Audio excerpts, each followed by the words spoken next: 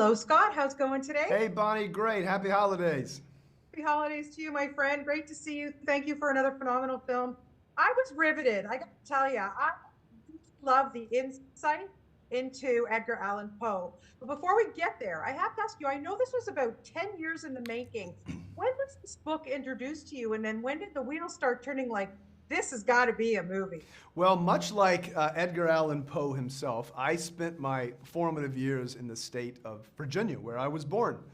And my father taught English and literature.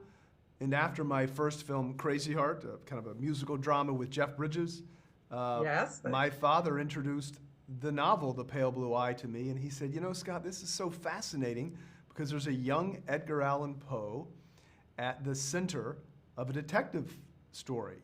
And as we know, Poe bequeathed to us detective fiction.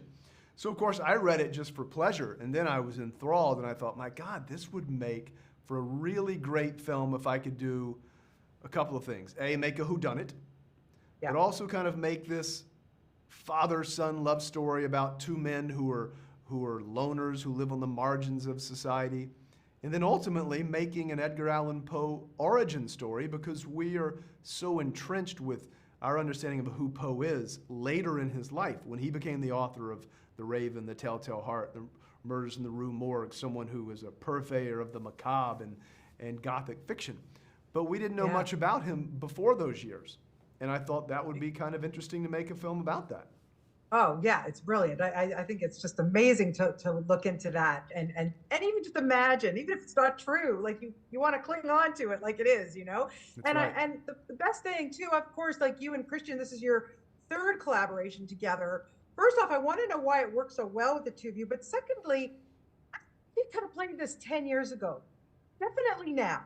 You know, it works so well, this character with him. Oh, thank you. Well, I don't question why Christian in my collaboration works because if I do, I'm afraid maybe it will stop working. Who knows?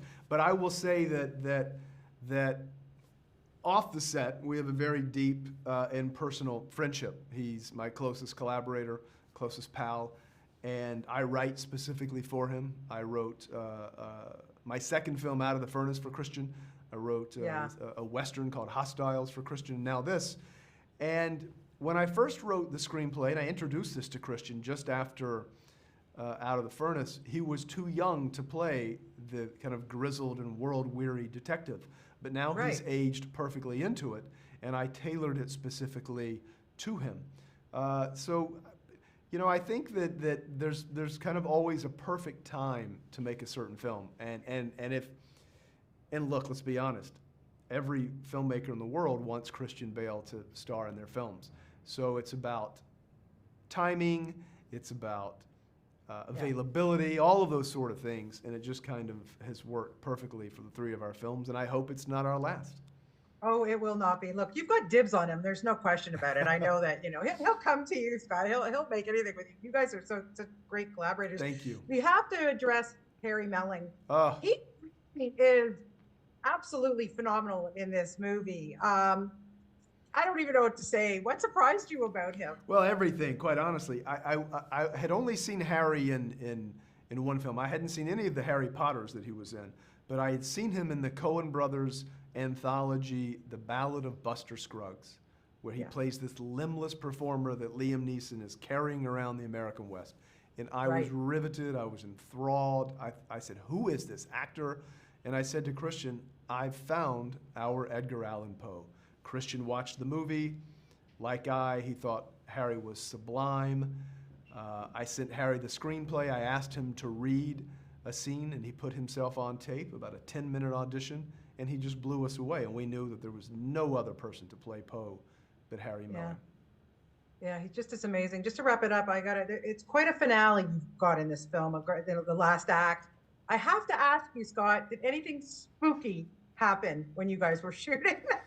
Well, I tell you, it's you know, I've heard about people who have these kind of ghost stories, and while making this film, and I was staying in a particular place, I would often, and I have to think it was my imagination, hear sounds in the middle of the night from other rooms that weren't there during the day. It had nothing to do with like mechanical and I thought this can only be Edgar Allan Poe speaking to me.